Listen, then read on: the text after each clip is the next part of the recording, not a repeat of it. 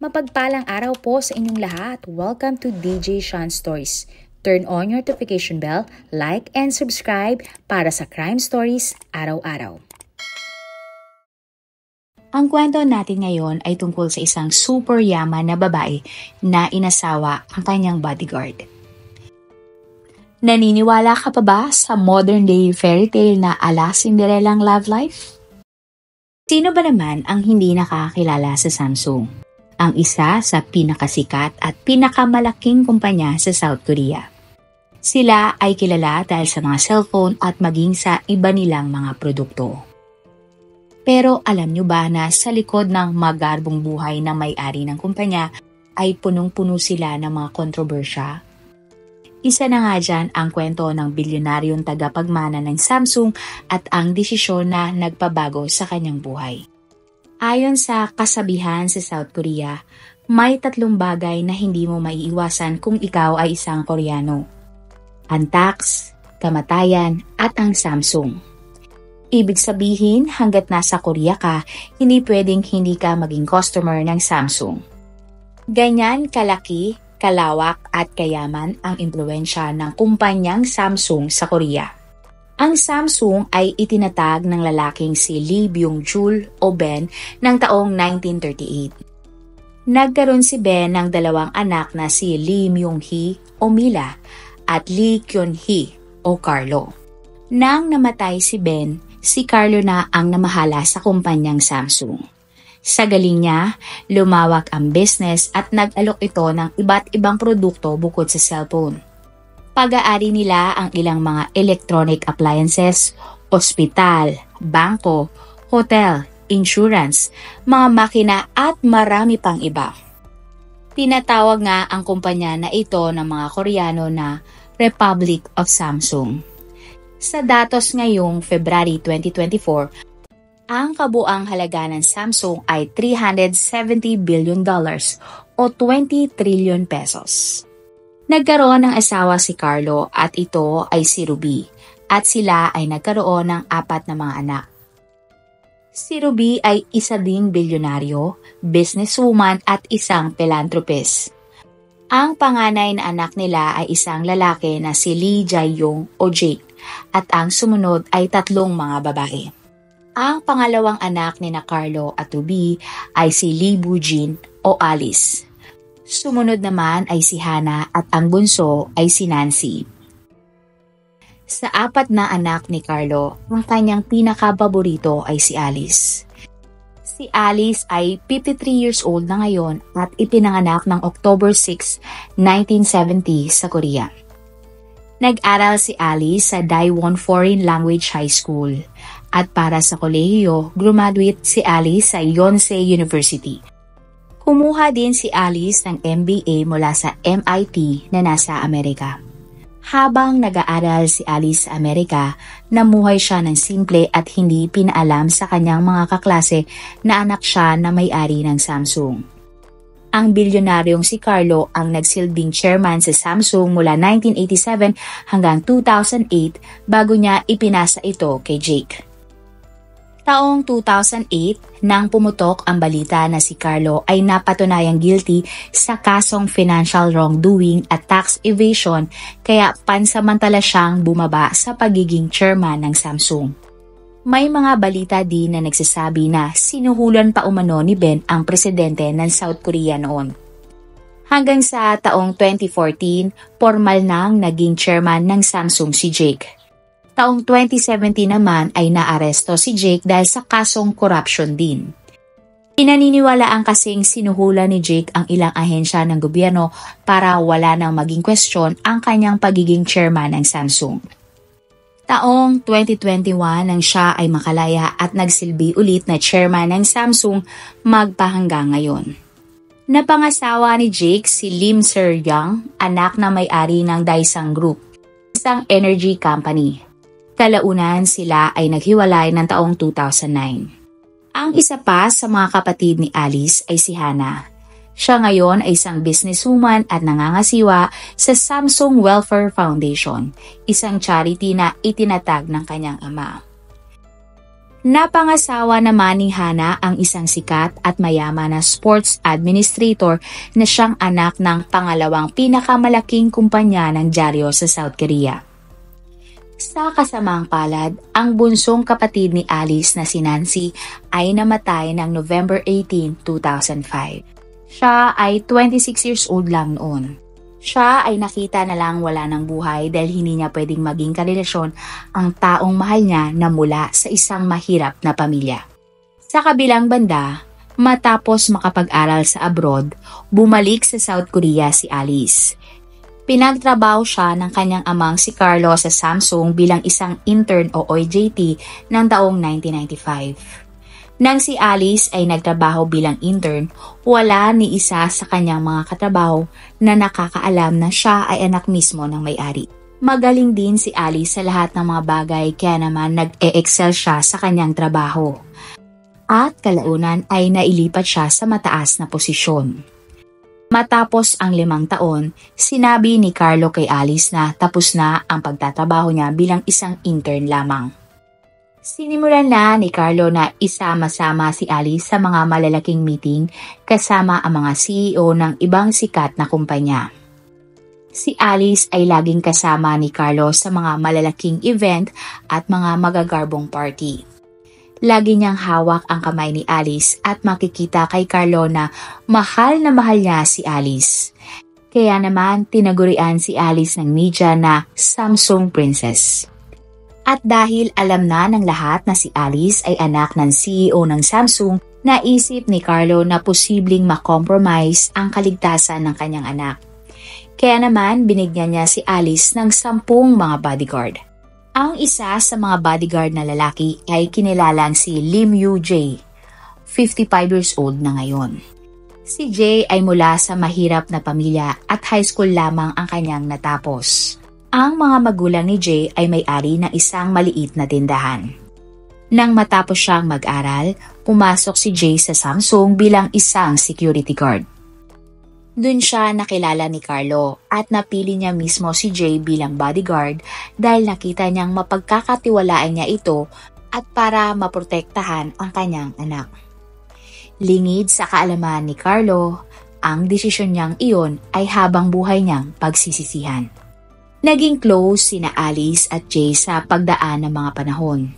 Naramdaman kasi ni Alice na ligtas siya sa piling ni Jae. Naging mabuting kaibigan din si Jae sa bilyonaryo niyang amo. Kaya hindi nagtagal nagkaroon ng pagtingin si Alice kay Jae. Nagustuhan niya si Jae sa pagiging tahimik nito, hindi katulad ng iba niyang bodyguard. Naging interesado si Alice sa normal at tahimik na buhay ni Jae. Hindi tulad ng kanyang buhay na laging binabantayan ang bawat galaw ng media.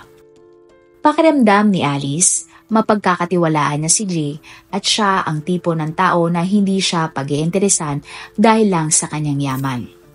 Nagsimulang mag-date ng palihim sina Alice at Jae.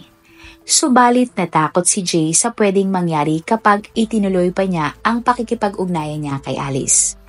Naisip niyang masisira ang kanyang buhay kapag nagkaroon siya ng relasyon sa anak ng pinakamayaman sa South Korea. At iisipin ng mga tao na sinasamantala niya si Alice. Hindi naman kasi normal na maging boyfriend ng isang napakayamang babae ang isang normal na lalaki lamang. Yun kasi ang tipo ng pag-ibig na napapanood lang sa mga Korean novelas o fairy tale, lalo na sa Korea. Kaya ang ginawa ni Jae ay iniwasan si Alice ng ilang araw. Ngunit dahil unti-unti na din siyang nagkakaroon ng pagtingin kay Alice, hindi na niya napigilan pa ang sarili at umamin din sa babae na mayroon siyang nararamdaman. Sa kabilang banda naman, mas naging mahusay si Alice sa kanyang trabaho. Nakita ito ng kanyang tatay kaya naisip niyang dapat makahanap na siya ng mapapangasawa ng kanyang anak. Tila isang kultura sa South Korea na ang mga anak ng mga mayayamang negosyante ay ipakakasal sa mga anak ng iba pang marangyang pamilya. Agad na sinimula ni Carlo na mag-ayos ng date para sa anak ni Alice sa mga lalaking mayayaman din. Subalit, personal na sinabi ni Alice sa kanyang amang si Carlo na hindi na iyon kailangan pa. Inamin niya sa kanyang ama na dinidate niya ang bodyguard niyang si Jay at sila ay may relasyon. Sobrang nagulat si Carlo at nahimatay pa nang marinig ang mga sinabi ng kanyang anak. Hindi siya makapaniwala na ang taong mahal ni Alice ay hindi katulad nilang mayaman. Galit na galit si Carlo at sinabi niyang hindi siya papayag sa desisyon ng kanyang anak. Kaya naman sinabi ni Carlo kay Alice na kung hindi niya iiwan si Jay ay wala siyang makukuhang pera at mana mula sa kanya. Tila hindi naman ito pinansin ni Alice at sinabing ipagpapatuloy pa din niya ang pakikipagrelasyon niya kay Jay. Sa paglipas ng panahon, sinubukan pa din ni Carlo na hikayatin si Alice na hiwalayan na si Jay at humanap ng lalaki na parehong mayaman din. At dahil sa kagustuhan niyang paghiwalayin ang dalawa, inalok pa ni Carlo ang kanyang anak na si Alice ang posisyong CEO at kapalit nito ay iiwan niya si Jay. Bukod doon, dinagdagan pa ni Carlo ang mana na posible niyang makuha. Pero ang lahat ng ito ay hindi pinansin ni Alice at ipinagpatuloy pa din ang pakikipagrelasyon kay Jay. Matapos ang 4 na taon, sumuko na si Carlo kaya pumayag na siya at ang kanyang buong pamilya sa relasyon ni na Alice at Jay. Marahil ay paborito kaya bumigay na din si Carlo. August 1999, naganap ang kasal ni na Alice at Jay. Ang masayang okasyon ay napalitan ng mga issue at kontrobersya sa buong South Korea. Tila isang malaking iskandalo ang kasalan na nangyari. Maraming mga tao ang nagulat na ang anak ng pinakasikat at pinakamayaman na kumpanya ay nagpakasal lamang sa isang mahirap na bodyguard. Dahil sa nangyari, tinawag si Jay na Mr. Cinderella at ang kasal ay itinuturing na modern-day fairy tale. At para takpan ang mga issue na kinakaharap ng kanilang pamilya matapos ang kasal, pinabango nila ang imahe ni Jay sa publiko. Nagsinungaling sila na hindi mahirap si Jay at sinabi na nakilala ni Alice si Jay na mag-volunteer ito sa isang event ng kumpanya. Matapos ang kasal, hindi na kailangan pang maging isang bodyguard ni Jay, ngunit kailangan niyang maging isang katulad ni Alice. Kailangan niyang mag-aral, mag-astang mayaman at pino ang pagkilos. Kailangan niya ding maging kaaya-aya sa mata ng publiko. Agad na ipinadala si Carlo ng kanyang manugang sa MIT, isa sa pinakatanyag at pinakamahal na universidad sa mundo. Dito din nag-aral si Alice. Dahil sa bagong mundo na kanyang ginagalawan, tila naninibago si Jay at hindi nakakapag-adjust. Hindi din siya naging magaling sa kanyang pag-aaral. Nahirapan siya sa pagsasalita ng English at nawala ng interes sa kanyang kurso. Palagi na lang nagmumukmuk si Jay sa bahay, naglalaro ng mga video games o di kaya ay nagiinom lamang. Walang nagawa si Carlo kundi pauwi na lang si Jay sa South Korea.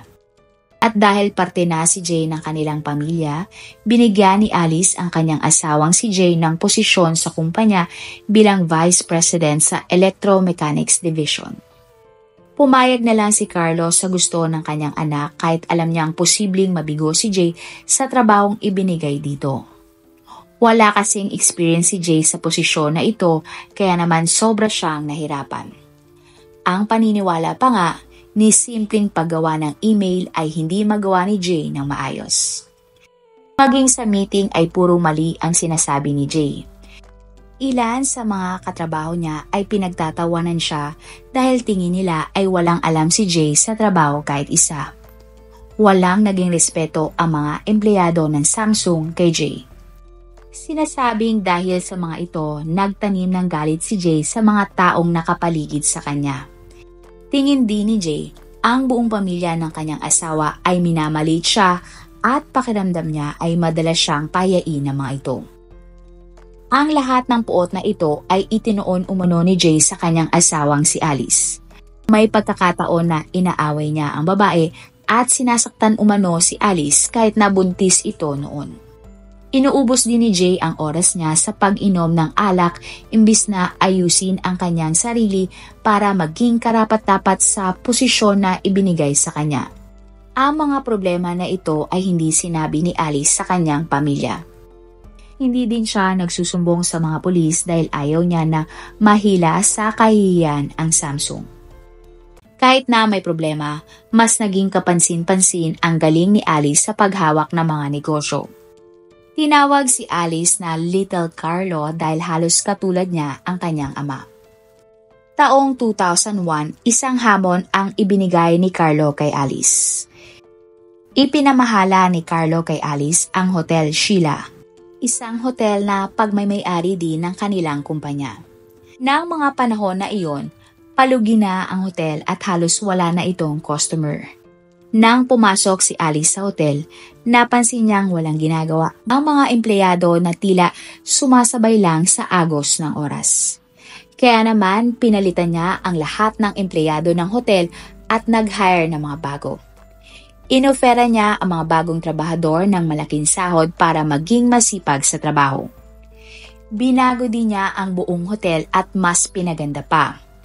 Nang maayos na ang lahat, minarket niya ito sa mga mayayaman na tao sa South Korea. Tila naging high-class hotel na ito at maraming mga celebrity ang nagpapakasal sa hotel. Nag-boom ang kita ng hotel at ngayon isa na ito sa pinakatanyag at eleganteng hotel sa buong South Korea. Nakita din ni Alice na marami sa mga customer niya ay mga turista kaya itinayo niya ang Sheila's Duty Free, isang shopping mall sa loob ng airport. Ang Sheila Duty Free ang naging pinakaunang airport mall na may Louis Vuitton sa loob. Dahil dito, siya ay na-appoint bilang presidente ng Samsung Group. At ng December 2010, si Alice ay naging presidente at CEO ng Hotel Sheila. Nakita ni Jay ang lahat ng nakamit ng kanyang asawa at papuring natatanggap nito, habang siya ay nasa mababang posisyon pa din at hindi naging mabuti ang buhay. Pero walang ginawa si Jay at hindi man lang tinulungan ang kanyang sarili. Mas pinabayaan niya pa ang kanyang sarili. Napapadalas ang kanyang pag-inom ng alak, naglulustay ng maraming pera at nakikiapid sa mga Korean celebrity. Ang hiwalayan.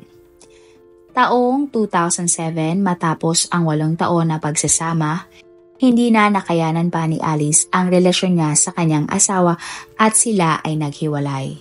Pero hindi pa formal noon ang kanilang divorce. Nang taon din ito, isinilang ni Alice ang nag-iisa nilang anak ni Jay. Taong 2014, formal na ang nag-file ng divorce si Alice at ang inilagay niyang dahilan sa reason ng divorce ay ang pananakit ng kanyang asawa. Nakiusap naman si Jay na wag na siyang hiwalayan ni Alice pero hindi na gumana ang kanyang pagpapaawa.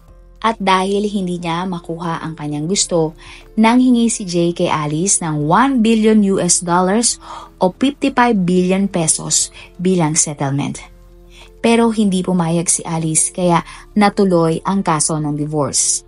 Nang mga panahon na iyon, ang net worth ni Alice ay $4 billion o 23 billion pesos.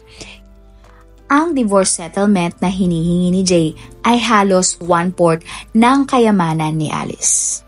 Kaya nga sinasabi nila na ito ang pinakamalaking divorce settlement na nangyari sa kasaysayan ng South Korea. Sa trial ng kaso, inamin ni Jay na hindi niya talagang gustong pakasalan si Alice. Siya daw ay pinilit lang ng tatay ni Alice na si Carlo. Naawa lang daw siya kay Alice dahil tila nakadepende ang babae sa kanya at siya ang nag-iisang taong sinasandalan nito.